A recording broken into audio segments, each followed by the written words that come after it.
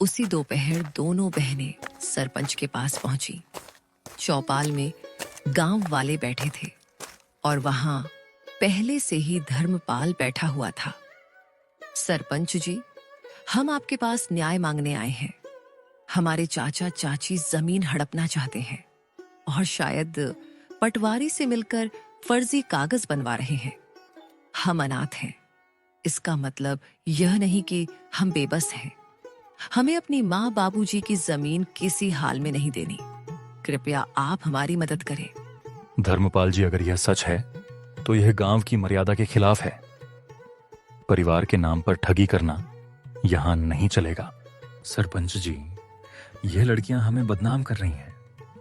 हम तो बस जमीन की चिंता कर रहे हैं। इन दोनों बच्चियों को क्या पता ये जमीन के बारे में। यह जमीन के बाद तो इनके पिता और मैं ही जानते थे। मेरा भाई तो अब इस दुनिया में नहीं रहा, इसीलिए अब मुझे ही तो सब कुछ देखना पड़ेगा। गांव वालों में फुसफुसाहट होने लगी। हमने इन बच्चियों को बचपन से देखा है। यह झूठ नहीं बोल सकती। धर्मपाल के मुंह में राम बगल में छुरी। हम सब समझते हैं इसके बारे में। सरपंच ने इस बात को अगले दिन पंचायत में विस्तार से निकालने की बात की और फैसला अगले दिन देने की बात कही। बहनों की आंखों में पहली बार उम्मीद की चमक थी। रात को झोपड़ी में दोनों बहनें आपस में बात करती हुई, दीदी क्या कल हमारा साथ देंगे गांव वाले? देखते हैं क्या होता है। मुझे किसी पर भी भरोसा नहीं रहा है। आखिर माँ बाबूजी के जाने के बाद मदद ही कहाँ की किसी ने हमारी। हमें बस भगवान पर भरोसा रखनी होगी। माँ बाबूजी तो नहीं है, पर उनका आशीर्वाद जरूर है हमारे साथ।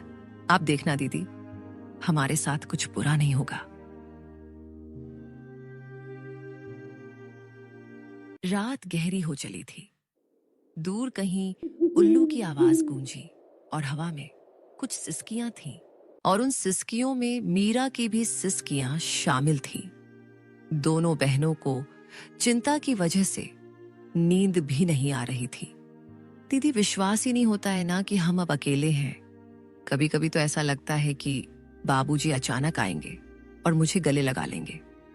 हाँ मीरा, मुझे भी उनकी कमी खटकती है, लेकिन तू चिंता मत कर, मैं हूं ना। जब तक मैं जिंदा हूं तुझे किसी चीज की कमी नहीं होने दूंगी। लेकिन दीदी, जब माँ बाबूजी गए तब सबने कहा था हम हैं तुम्हारे साथ। फिर धीरे धीरे सब दूर होते गए। चाचा चाची तो जैसे बस हमारे हिस्से की जमीन के लिए ही हमारे करीब थे। ज्योति की आंखों में आंसू थे, लेकिन उसने उन्हें छुपाया। उसे अपनी बहन के सामने कमजोर नहीं पड़ना था।